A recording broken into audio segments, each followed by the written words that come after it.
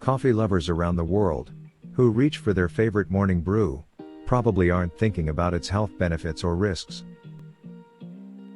Research suggests that when consumed in moderation, coffee can be considered a healthy beverage. 1 8-ounce cup of brewed coffee contains about 95 milligrams of caffeine. A moderate amount of coffee is generally defined as 3 to 5 cups a day, or on average 400 milligrams of caffeine.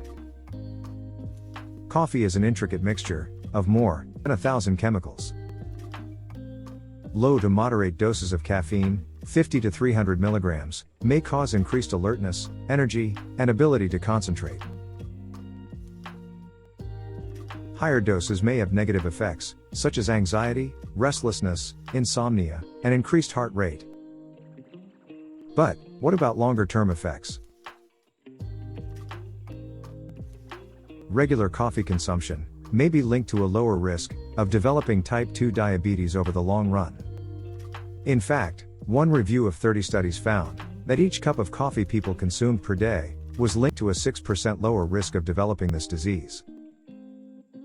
Also, several studies found that coffee could be linked to a lower risk of depression, and may have even been linked to a lower risk of death by suicide.